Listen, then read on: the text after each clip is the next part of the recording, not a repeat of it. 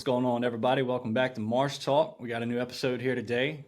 Today's guest, we have somebody who has their podcast of their own. I'm a huge fan of it. I've learned a lot. He is the advocacy director for CCA Texas, Shane Bonnot. What's going on, man? Hey, Josh. Hey, not a whole lot. Thanks for having me on this evening. Glad to be here. Oh, absolutely. It's my honor to have you on. Like I said, I'm a huge fan of your podcast. I've learned a lot specifically about flounder.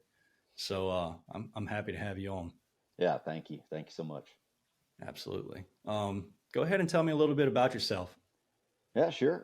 Shane Bonnot, work for CCA Texas. I do advocacy work for the Texas chapter, and so I'm doing a lot with fisheries policy, working anything to do with that touches the bay and the species that we care about in our bay systems. I do a little bit with Gulf fisheries as well, Gulf Council meetings, but most of my focus is in Austin through policy making.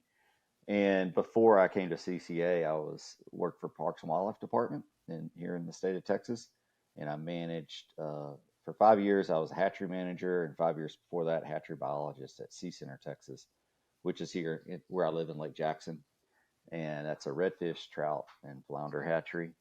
And so yeah, I've been dealing with fisheries issues for quite a while. I have some experience in oysters. Managed an oyster hatchery while my wife and I lived in Virginia for a few years. So I've been on a couple of different coasts doing a few different things. Um, so yeah, I work with CCA now and enjoying it. I get to go up and down the coast and advocate for conservation and talk about fishing. So it's pretty good gig. Absolutely. How how did you get involved with wanting to advocate for conservation? Man, that kind of came to me actually.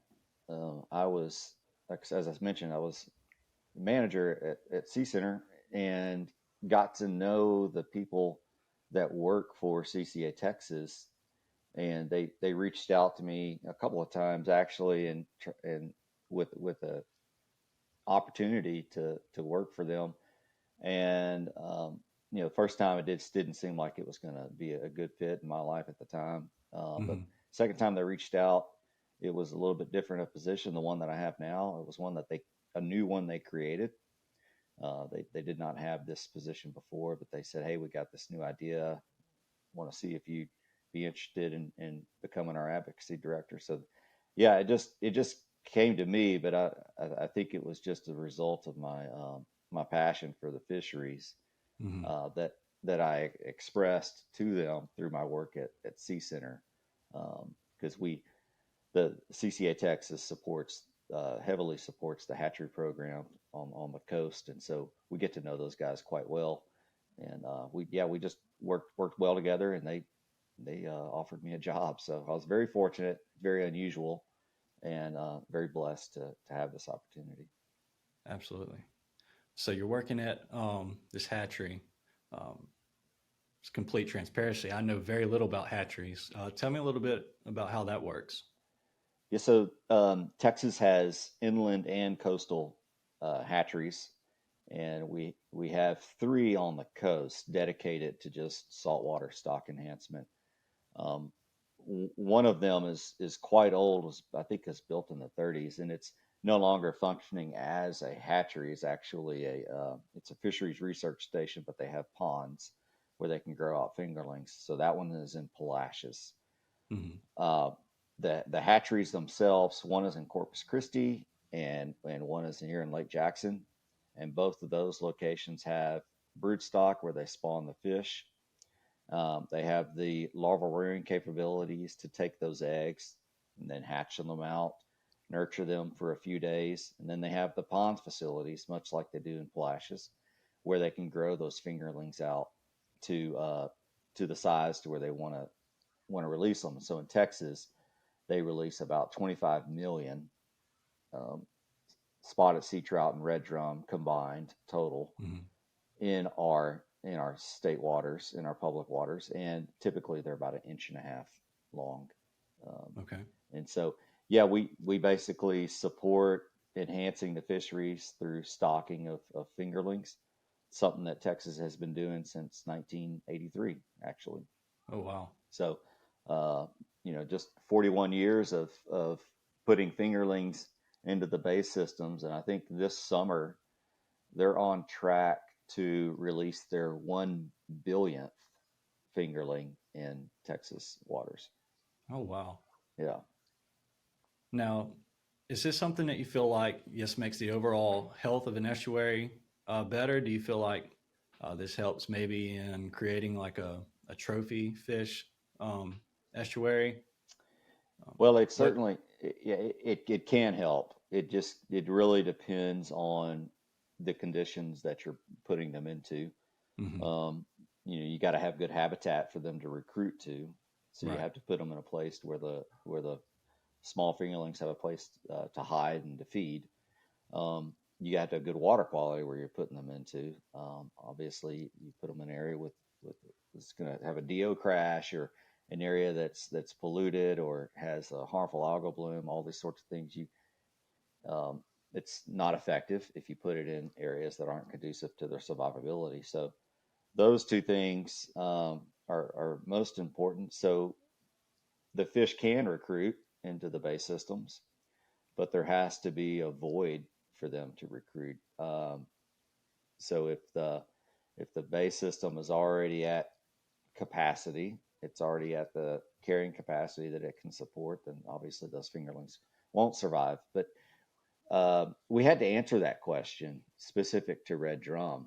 Hmm. That was one of the things that was charged to the department back when I was with Texas Parks and Wildlife Department, was to kind of figure out how many of these red drum that y'all are releasing are surviving. And so through DNA tracking, they're able to find hatchery released fish in the bays, Hmm. and it varied depended upon year and depended upon bay system. Some years it seems negligible, and then other years it seems like it's a substantial amount of the fish that are in there, close to 20% in some years. And again, Oh, wow. some years it could be less than 1%. It just depends on all those factors that we had just discussed. But your second question, can you create a trophy fishery? You absolutely can. It's certainly done in inland fisheries, Right. in smaller bodies of water and confined systems. But we haven't done that yet in Texas, and I don't think that there are plans to do it through selection of certain fish through the hatchery. However, uh, you might want to talk. We can maybe talk about this later, but through more aggressive conservation measures, you can ensure that more of those bigger fish remain in the bay system. Thereby, they have more opportunities to pass on their genetic traits to future generations. So you Right. could enhance the trophy fishery in that manner. Hmm.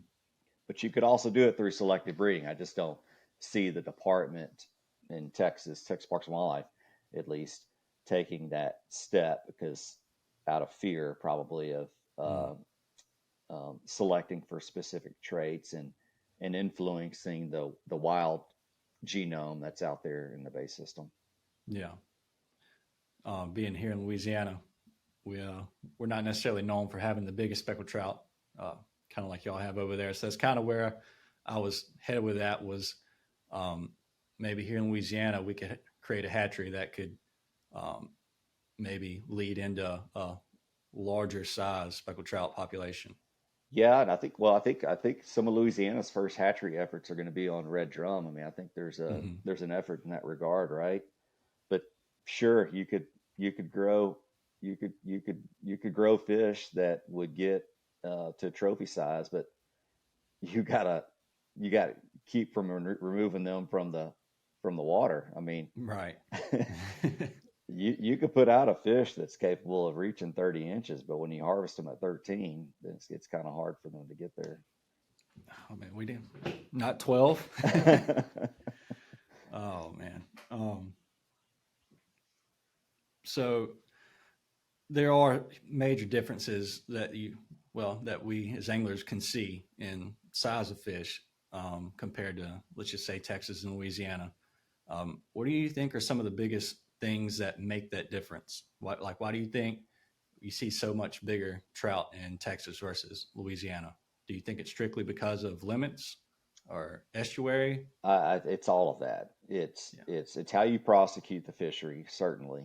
I mean, you leave more fish in the water and more opportunities to get to that size class. They can get there, can, assuming that they have the food availability, um, and the prey sources to get to that size as well. But you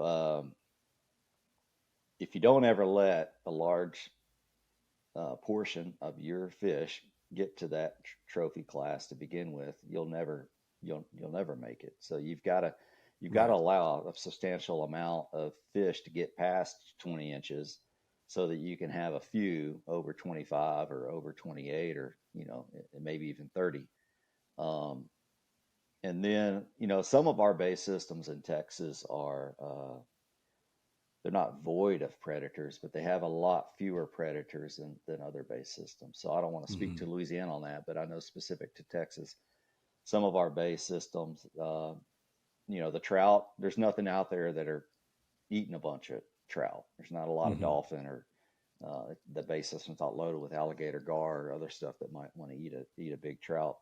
And Right. so, that works in our favor here in Texas in a couple of our base systems. But we've got big trout in most of our bays as well, but we're working to try to increase that number Hmm. and make the fishery a little more resilient, in the face of potential future freezes and things of that nature. Yeah. Um, as far as estuary, what do you think makes ours so different compared to like Texas? Do you think it's just the Mississippi River Delta? Yeah, Um, y'all got the delta. Y'all got fewer bulkheads. Y'all have more fresh water going into your into your estuary or mhm. your equivalent of bay systems. You've got much more rich environment for the early stages of those fish. And so, I mean, our coast is you know one ship channel next to the other and Hmm. bulkheaded, down miles of coastline, and it's just different. We're we've destroyed a lot of our marsh Hmm. um, that we rely upon, and y'all still, although you're losing some, y'all still have a substantial amount. Yeah. I think that's the primary differences, but certainly you any state could adapt their management practices to suit whatever the fishery wanted, where the anglers are demanding a certain type of fish or size class of fish or age structure of fish. You could produce that in your state. Just Yeah. it would take a different approach towards managing the fisheries than likely is being taken now. Yeah. Hmm. Do you do you think that Louisiana's limits? We did just have a change here a few months ago. Do you think that it's still um, too giving to help this estuary and this speckled trout population get to where it could be So I don't more know. bountiful? Yeah, I would probably be speaking out of turn if I said if it was enough or too much. Or Hmm. I just don't. I don't know what their. I didn't follow it close enough as to what their target benefit to the fishery was, and Hmm. what these changes would get them in light of that. Um, I mean, every Louisiana's known for being able to catch a lot of fish quickly, Right. and just basically being able to load up with a bunch of meat for fish fry. It's a place where people go for that meat haul. Hmm. I think the longer you just hammer on those smaller fish, and been doing that in Louisiana for more than decades, Yeah. centuries, uh, the the longer it's probably going to take to if the goal is to build a trophy trout fishery, then Hmm. it's going to take quite a long time to get there. But just because you've been selecting towards these smaller fish for so long, Right. Um, but again, you could do it if the state wanted to do it. But there's something to be said about being able to go and catch a bunch of fish, as long as it's within reason, and the state says that you're sustainably harvesting that resource. Hmm. But there's also something to be said about creating a big trout fishery and the value that that has to local economics and the pursuit of those big fish. So which way is the right way? I don't know. Um, Yeah. but I've spent my adult life uh, either in the hatchery in Virginia or here in Texas, um, trying to work towards making the resource better than it was when I started. So I always lean towards being more conservative rather than more liberal. Absolutely. So, Um, Working in the hatchery, you said y'all deal with flounder too. Um, what have been some of the biggest benefits you've seen of hatching flounder? Have you noticed any major benefits from that? as far as being able to see trackable results in our base systems, we don't know yet. Haven't seen Hmm. the benefits of it just because, well, a couple of reasons. One is we haven't been doing it that long Okay. in Texas. It's been, gosh, I want to say the first fingerlings we released were in 2009, so about 15 years. Um, we've been doing that, but the more important point is you don't release that many. Flounder don't provide you with a whole lot of eggs to work with. So when you're growing out the flounder larvae, which is a long and kind of a complicated process, they go through a metamorphosis at about a month and a half to 2 months old. Their right eye migrates over to the left side of their body, and they go from a fish that swims kind of like a normal fish to a fish that lays flat and swims like a flatfish. Hmm. That's stressful, and you lose a lot of flounder during that transition of the larviculture process. So it's very intensive. It takes a long time, and you don't get as many eggs to work with. So the end result is they're not releasing as many fish, say like we do with red drum or spotted sea trout. Hmm. Uh, they release about 100,000 to 300,000 every year, whereas the red drum, like I said, doing about 25 million of those every year. So um, it may be a while before we're able to see the effectiveness of that. Hmm. Uh, but I will say that this is anecdotal, but some of the fingerlings we released here in Texas, kind of close to home in a little area called Chocolate Bayou, got to know the flounder fishermen in that area, and I told them about the release that we did. And a lot of times with hatchery flounder, when they're going through their larviculture process and even in their grow out phase to get them to about 2 inches, they don't fully pigmentate. So they could be piebald, they could be white and brown. Hmm. Um, Sometimes they don't develop any pigment at all yet, and so they're almost you can see through them basically. Oh wow. So anyhow, told this guy we released a bunch of fish in Chocolate Bayou and Halls Bayou specifically, and I said be on the lookout for these fish. You'll see a bunch of them. And about 6 months later, he reports back and says he saw a ton of little baby flounder, and the size that he was showing me with his fingers, I was like, those could be hatchery fish, and some of them were piebald. So I was like, Mm. he may have come across some of our fish because he was reporting directly from the spot, from the immediate area where we had to release them. So Hmm. um, once flounder go through metamorphosis, they're very hardy. They can tolerate freezing temperatures. They can tolerate water temperatures in the upper 90s degrees Fahrenheit. Think about it. They live on the bottom of the bay, so they can tolerate uh, near zero dissolved oxygen levels. So they're kind of hard to kill. So Hmm.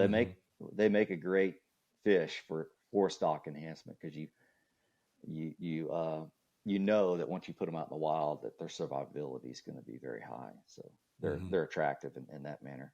But it's a lot of work, takes a lot of time and resources for uh, somebody to grow a fingerling out and then release it out into the bay. So kind of the more effective strategy is protecting the spawners, uh, Hmm.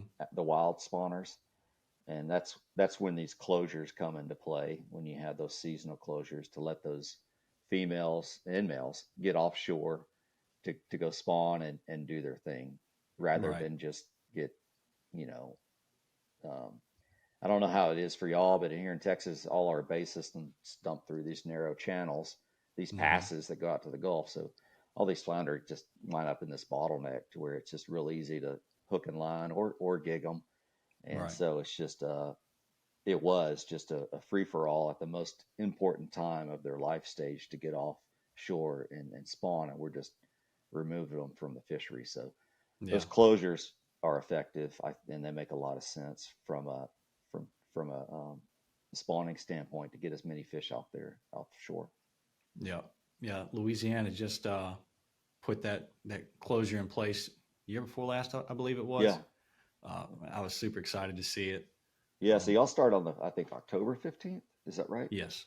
Yeah. So October that's think 15th. about that. Y'all got we have October 15th to November 15th, and then Texas is November through December 15th, and then Alabama is November, all month of November. So we've got three Gulf states protecting this spawning stock. These fish spawn off in the Gulf, so they're think about it. You could have larval transport from one state to the next Hmm. potentially. So we're all collectively trying to do something to help that Gulf stock and help it bounce back. Yeah. And for anybody who doesn't know, just kind of explain why that closure is so important. Like what flounder are doing there. I'm sorry. Like Oh, explain it. yeah. Yeah. So flounder spawn in nearshore or offshore waters. They spawn in the Gulf, and they're going pretty deep, like past 90 feet depth to do their spawning. So they do that. They've evolved to do that. The water temperatures in the Gulf are very stable, and flounder like it cold. They're a cold water species, so they like to be in those stable, cold Gulf waters. So if we have an extremely warm winter and our water temperatures in the Gulf don't get to 70, really 68 Fahrenheit is ideal. But Hmm. if they get like 73 or higher, then that really affects the survivability of the flounder eggs and the larvae. So anyhow, the flounder migrate offshore to spawn, and their eggs will hatch offshore after about 7 days, and then the larvae are carried in by the tides and currents and winds. And when flounder are coming back into the bay systems, they're going through that, or have just recently gone through that metamorphosis process. So Hmm. they're a month to 2 months old when they're getting into back into the estuary, and then they'll grow up in the estuary, and then as males will move offshore a little bit sooner than females. But after into her second year, that female is producing eggs, and Hmm. will start her annual migration to go offshore and to spawn, and then come back every year. Go offshore to spawn and then come back. Not all of them leave, and obviously not all of them come back, but the large majority of the population, that's that action that takes place. And so these closures help protect those fish while they're migrating to their offshore spawning grounds. Hmm.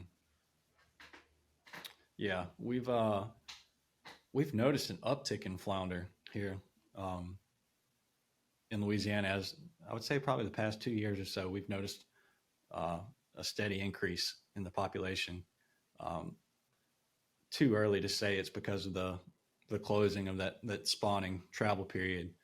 You think it's because we've had some colder I winters? would go back and look at the average winter temperatures in the year to two previous to experiencing the good fishery, and you can kind of track it that way. You could also look if you're able to get your the fisheries departments if they're sampling. So if you're able to look at their bay sampling or estuary sampling, if they're doing bag seines or any sorts of trawls, if you're able to get that data from them Mm-hmm. and track the catch effort, the catch per unit effort for flounder, a lot of times you can correlate that specific to previous cold winters. Mm-hmm. So if you're seeing a bunch of small fish show up in your bag seine this spring, go back and look at last winter's water temperature data. More than likely, it'd have been spot on for flounder recruitment. When that water temperature data is showing a spike, you'll know that the next spring you'll have poor recruitment of flounder. Poor recruitment. Yeah. Yep. Interesting. Mm-hmm. Um, just a weird flounder thing I had in my head. Friend of mine, he was fishing probably early January, and he said he caught a few flounder, and they was full of eggs. And I mean, this was down in Grand Isle, so probably too early for them to be coming back offshore, I would Yeah, think. yeah. She probably was just about to spawn, and she probably wasn't going anywhere. Mm-hmm. She was just stuck there. And again, they don't all leave.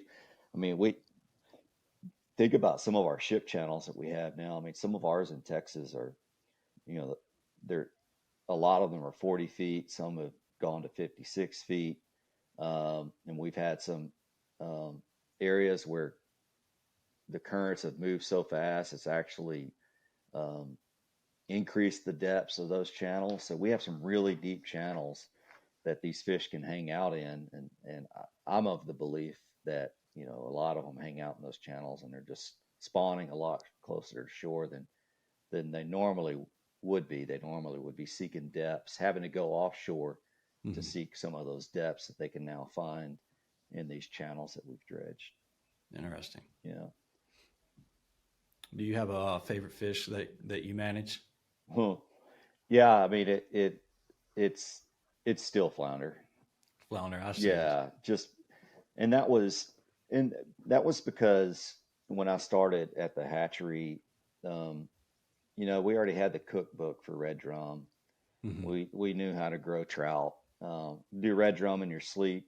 You can almost do trout in your sleep, but you got to stay awake because they'll eat each other if you're not too careful. But flounder, um, that was trial by error and then learning from others that were pioneers in the field of flounder aquaculture. So that's my favorite, just because I got to be on the ground floor when that program started here in Mm-hmm. Texas, and it's a extremely frustrating but also rewarding fish to work with. It's very I hands imagine. on because your hands you're spawning these by hand. I mean, we do strip spawns is what we call it. Basically, like that fish y'all saw full of eggs, or your friend saw full of eggs at Grand Isle. We'd have fish like that in our brood stock, and get them all the way up to the point to where they're about to spawn, and then we pull them out and squeeze the eggs out of them, and then grab Mm-hmm. the males that are flowing that we know that have milt or sperm. It's called milt, and we would squeeze the milt out of those, and then you're making little test tube babies. And so it's very interactive, very hands on, and Mm-hmm. fun fish to work with. So yeah, that's my favorite. Now, I assume y'all are just regulating these water temps, fluctuating them, trying to. Uh, I guess you'll bring them down to a certain temp to Yeah, try to try to duplicate its spawning time. exactly. We'll yeah, for the brood stock, you're putting them through different daylight hours and different water temperatures, correlating with those daylight hours to simulate the seasons of the year. And Mm-hmm. then with so you get them thinking that they're supposed to spawn, or that it's their time of the year to spawn. And then unfortunately, flounder just don't like to spawn in the tanks naturally, and we're missing something.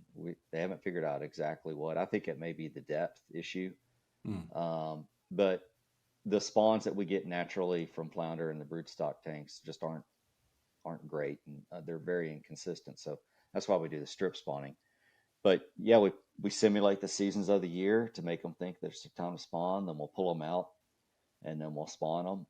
And then the same for the eggs. We have to have the temperatures dialed in to Mm-hmm. simulate those stable offshore water temperatures.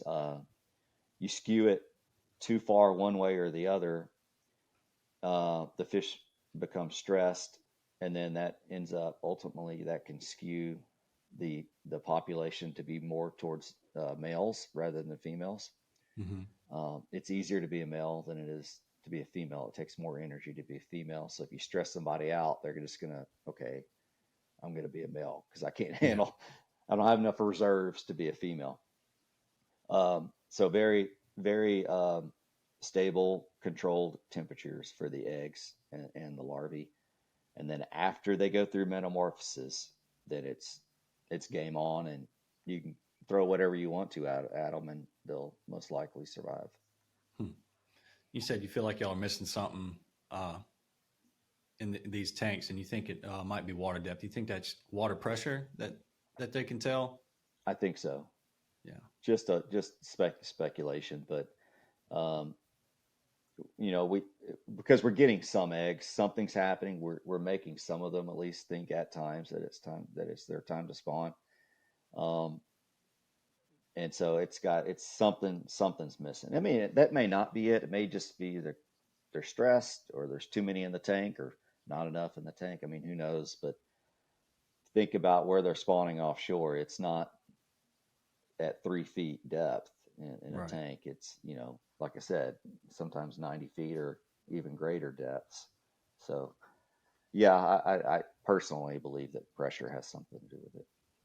Yeah, I could see that, especially if that's what they're used to for spawning situations. Yeah, Surely they can internally tell that pressure difference between depths. yeah, Uh, Kind of change the subject up a little bit here. Um, Here in Louisiana, we're dealing with a current situation of menhaden boats. Um, yeah. Y'all got the Pogie fleet. yeah, what's your take on that whole situation? Man, I think what CCA Louisiana and Teddy Roosevelt, um, and I don't know what other groups are involved. I just know there's a number of groups involved. I think them advocating for a 1 mile buffer should be another Tuesday. That would be another Tuesday in Texas at least. I Mm-hmm. don't understand. I think I know why it's such a big deal. They they they're well connected and have a lot of pull within the Mm-hmm. policymakers in that state. But um, it doesn't seem unreasonable to establish a buffer that is going to help save some of these fisheries that are being negatively impacted by their fishing activity. Um, all the other states have one for a reason, and yeah, I hope that they're able to get that through. I think when are they looking? Sometime in March, I think. Looking at their Yeah, next they meeting. yeah they just had a meeting last week. It got pushed back to next month Yeah, for a decision, which I yeah. think there was some commission members that weren't present, and they wanted all commission members present there to Okay. have a fair talk and evaluation about it. Well, that's understandable. Yeah, Yeah. for sure. But yeah, I Uh, think I mean I think that what like I said earlier, what you all are advocating for with the buffer is seems reasonable to me. mm-hmm. Um, I just the images in that have shown up online are pretty stark. I mean, it's eye opening when you just see the train of dead fish Yeah. that are being carried out by the currents that are a result of this fishing activity.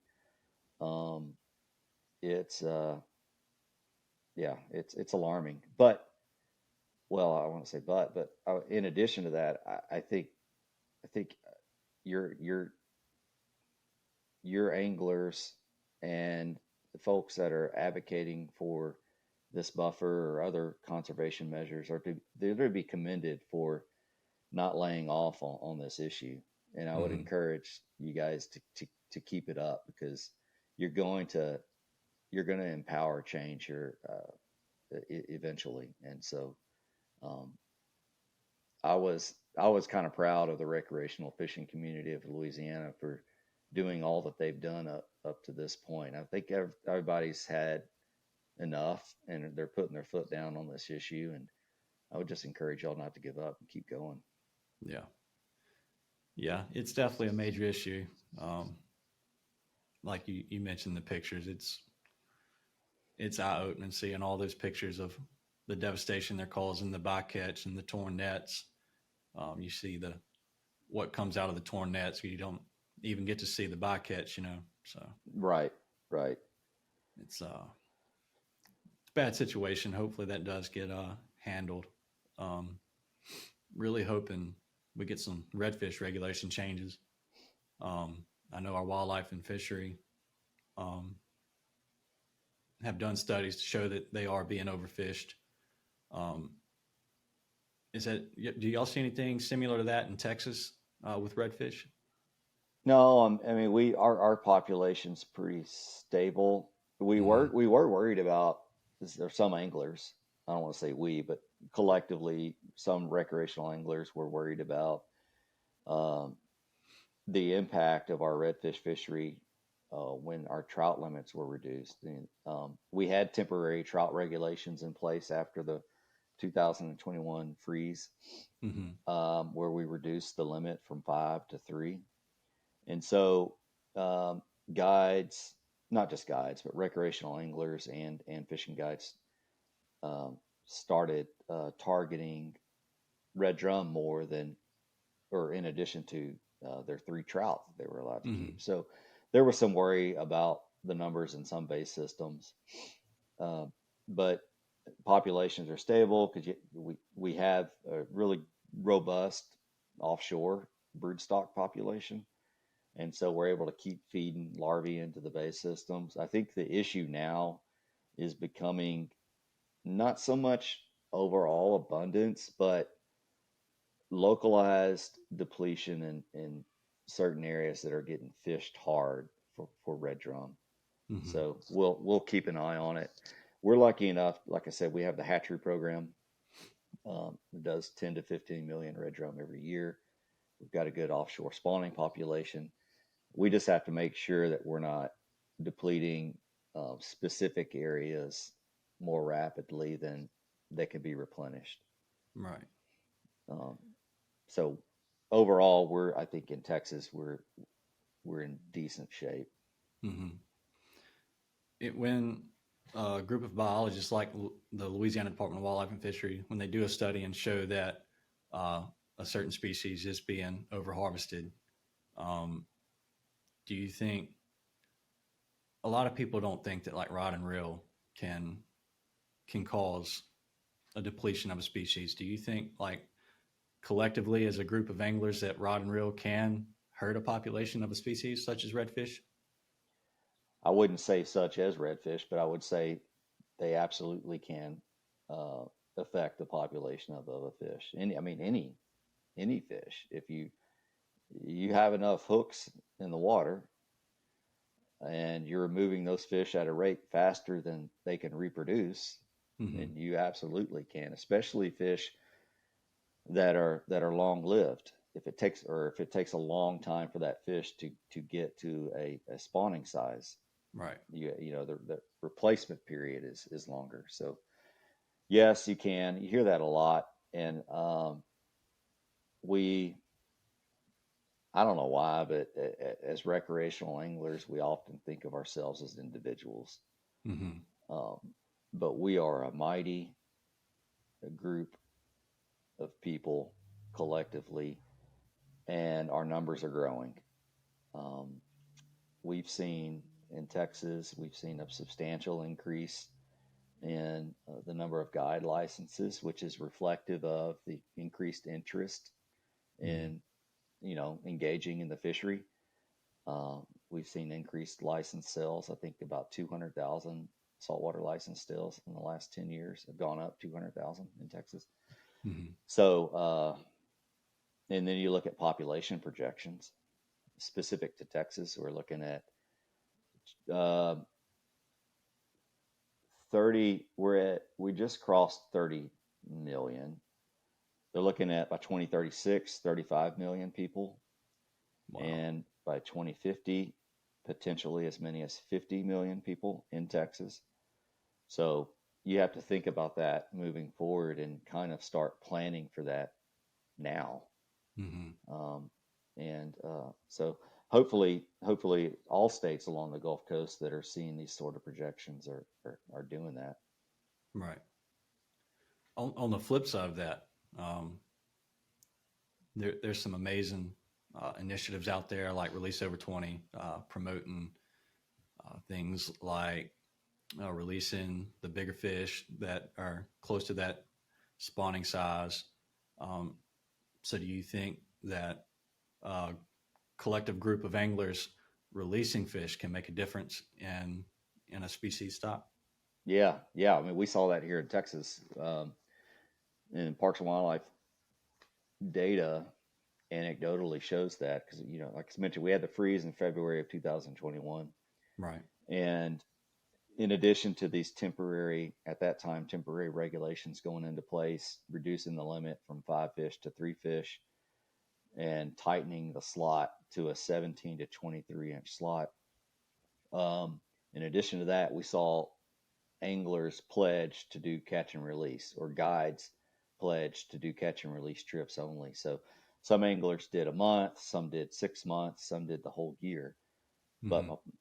what showed up in Parks and Wildlife data were decreased landings, and they think, during their krill surveys, and they saw anglers, or anglers expressed that they had this increased interest in doing catch and release. So anglers were voluntarily keeping fewer fish, and that was Hmm. reflected in the krill data that Parks and Wildlife obtains from the boat ramp surveys. So um, yeah, it can help, and it can show up in the data. And a lot of people are like, oh, trout don't survive. You kill a trout if you release it. Right. I mean, you can, but you don't have to. I mean, handling has a lot to do with their survivability. Absolutely. And so we have a website, releasesense.org. That's Hmm. it's a partnership with Heart Research Institute in Corpus Christi, and Shimano, and then CCA. And on there are links to studies that show the effectiveness of catch and release, and then also some safe handling practices on how to properly catch and release your fish. Hmm. And I mean, we're not a catch and release organization by any means, but we just want to be able to put that information out there for the public to consume, so that we can kind of start self-regulating ourselves as a recreational fishing community, and not be totally reliant upon our fishery managers to to do the to do what we think needs to be done to put the fishery on the Right. right path. That's amazing that uh, a recreational angler can just make a difference, as a collective group. I've always believed that. It's awesome that data can back that up.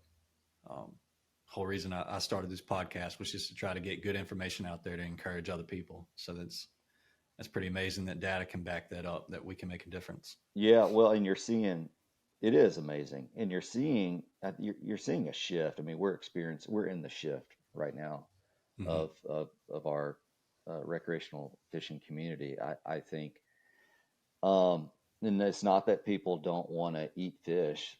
I want to eat fish. I want to catch and eat Absolutely. fresh fish, but um, I think we're in this period where the days of the huge meat hauls are ending, and we have a little more respect for our fishery, and more importantly, we want to leave it better than we inherited it. Um, Yep. I mean, I want my grandkids to experience what I never got to experience. You Hmm. know, I want them to experience what 3 generations ago experienced. And so if that's a collective desire of all of us, then we got to start planning for that now. And as a group, we can make a difference. Yep. Yeah, you mentioned you want it to be what three generations are. Good friend of mine, Ty Hibbs, shared with me the shifting baseline theory, Yep. uh, and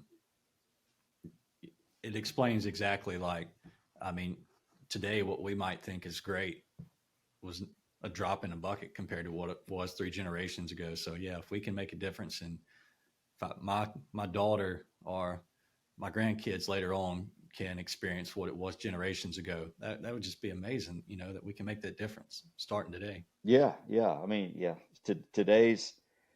Today's celebration would have been yesterday's cry. I mean, our forefathers would be so saddened at where our fisheries are now Yeah. compared to what they got to experience. So, again, I think us collectively working towards a common goal of leaving it better is a noble one, and we're going to keep at it. Yeah. Um, Change subject a little bit again here. Um, what are some of the biggest challenges that you have seen or are currently seeing as a hatchery manager and an advocacy director for CCA Texas? Um, one of the biggest challenges in Texas um, is water Mm-hmm. and getting enough water to the bay systems and get in and having clean water reaching our bay systems. Uh, we're again back to the anticipated population growth and availability of um, fresh water to meet those demands is it's a daunting thought, and then just making sure that our bay systems get enough of that to be productive nurseries for our fisheries is that's a challenge that I don't know that there's an answer to. Mm-hmm. Um, hopefully things swing around for us as far as the inflows are concerned, and we get more consistent rainwater and get out of these periods of just extreme drought. That's a big challenge. And then clean water getting into the bay systems. At least Mm-hmm. along the Gulf Coast, we've seen, when I was a kid, um, growing up here in Texas, the coastal prairie was uh, was still a prairie in a lot of areas, but also the farming practices were a lot of it was put up in rice. Mm-hmm. Um, we've since lost a majority proportion of the rice farming, have very few left, in fact, and we've lost a lot of our coastal prairie to development. So we've transitioned these farms and row cropping. And I come from an agriculture community. We have farmland and we have a cattle ranch, and lease out our farmland to farmers. So I come at this from a landowner, knowing what's going on, and I am pro ag and pro fisheries Mm-hmm. and pro wildlife and all that. But we've changed the way that we farm in Texas and across the country to a large degree.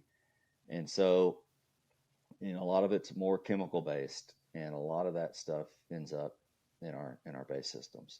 Mm-hmm. So we need to have a better understanding of how that impacts our fisheries. And so, to that end, we're supporting CCA supporting work in Baffin Bay. It's called Bring Baffin Back. It's through Heart Research, and they're looking at these land use practices, uh, both from an ag standpoint and then also from a residential standpoint. And I'm trying to identify ways that you can, as a landowner or a homeowner, things you can do uh, that'll lessen your impacts on the fishery. But those are two of the biggest challenges that we face in Texas, in my mind. And they're bigger picture things. We have a lot of real small, specific things like a desalination plant being proposed here, or a channel dredging being proposed over there, Mm-hmm. or a development of a subdivision, over yonder. That's happening all over the place. Right. But the bigger things are those other two that I mentioned. Yeah. Um, what is your ultimate goal? Like if you was to leave a legacy by doing what you do, um, working for hatchery management and working for CCA Texas, what is your ultimate impact you would like to leave? More fish, more oysters. More fish, more oysters. I mean, yeah, to keep it simple, that would be it. I want to leave it better than I found it. Yeah, yeah, that's a great goal to have. Yeah. Um, if you was to be able to leave people with one bit of advice, what would it be? Don't underestimate your power as the general public to enact the change you want to see in the world, in Mm-hmm. specific, really for fisheries, especially. Um, Going back to the point that it's not just you, it's all of us. We're all, so if we all have a collective voice, we can make a difference. Case in point, potentially this change that's hopefully going to happen with the buffer there in Louisiana for the pogie fishery. Yeah, That ain't happening because y'all sat quiet. right. Well, Shane, I think this is going to be a good spot to kind of end it here. Feel like we'll have a good opportunity to maybe revisit this at another time and continue on. Certainly, man. Josh, thanks for having me on anytime. Man, it's my honor to have you on. You're a book of knowledge. So it's great to get you on here and share some of that. Happy to do it, brother. Thank you. Well, I appreciate everybody tuning in. Hope y'all learned something from this. I know I've learned a lot. Um, until next time, y'all take care.